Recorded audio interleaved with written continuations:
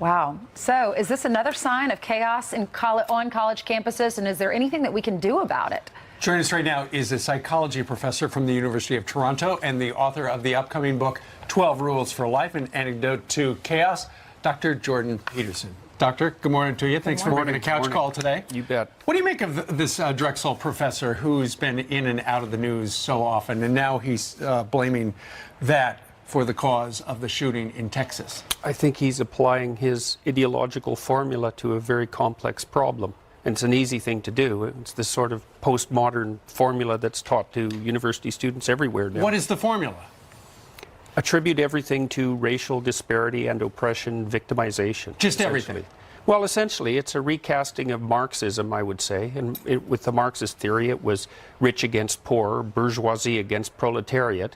And that was recast in the 1970s as oppression due to group identity, essentially. And so that's where identity politics came from. It's a formula you can learn in about a day, and then you can use it to explain everything. College is designed to teach you to think about the world and prepare you for the world outside of college. How is this helping that, and what kind of students are we getting when they're 22, 23, whenever they graduate? You have the tense wrong. College was that. Understood. So, and I don't think it is that in many cases now, especially in the liberal arts, and that's a real catastrophe. Much different than my experience 15, 20 years ago. Yeah, well, things have changed dramatically in the last 5 years, I would say. And we saw this rise of political correctness in the 1990s. It burst forward in between 1990 and about 1993. And then it seemed to subside a little bit, but it's back with an absolute vengeance now. And we know that most of the university campuses, in the liberal arts anyways, are heavily dominated by leftist thinking, and radical leftist thinking for that matter. Well, what happened, Doctor, in the early 90s to spawn this? Well, I think it's popped up more or less repeatedly since the late 1960s. I'm not sure exactly why. Started with the anti-war movement? Yeah, with the anti-war movement, but there was a fair bit of radical thinking in the 1960s on the left side, and many of those people ended up teaching in universities. And so, with the rise of postmodernism, that's a huge factor. That was a French intellectual school that was a transformation of Marxism into identity politics, essentially. And because I think, in some sense, because it requires almost no intellectual effort and leaves you with an overwhelming sense of moral superiority, it's very attractive to people.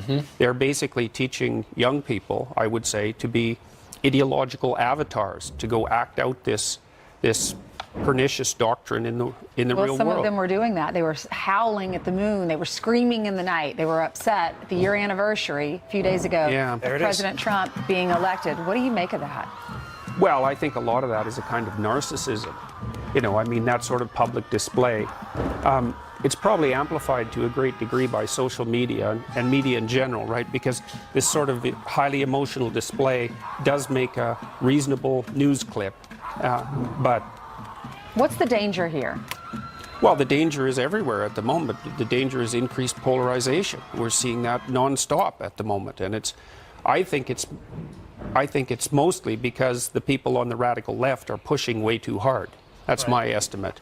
You see that in Canada as well as the United States and all around the Western world. I want to ask you this because I live in a very Democratic state, Connecticut, right? Yep. None of my friends would ever operate like this. Now, granted, my friends are older. They find this reprehensible. So I mean, it seems like a lot of Democrats are fired up about this idiocy. Oh, yeah. Well, lots of people who are in what you might describe as the liberal center are very unhappy that the political landscape on the left side has shifted way over to the radical leftist side. That's a very common sentiment now.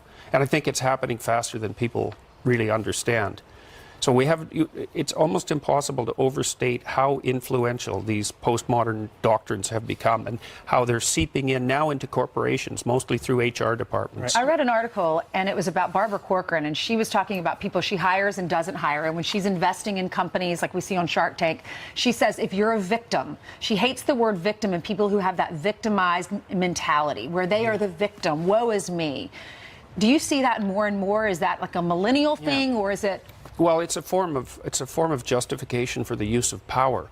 You know, if you're a victim and you can ascribe moral superiority to yourself, then you're justified in the use of force. And I did a paper with a student of mine who who toured the mass graves in Eastern Europe and Yugoslavia with the UN, and we looked at the precursors to genocide, and one of them was an enhanced sense of victimization. That allows you to lash out at the hypothetical perpetrators before they do anything, because you're being victimized. You saw the same thing to some degree in Nazi Germany. Yeah, Hitler. Because, Hitler felt very victimized. Yeah, Hitler claimed that the Jews were victimizing Germany, essentially. And so once you're a victim and you have all the moral status that goes along with being a victim, then you can't do any wrong, essentially.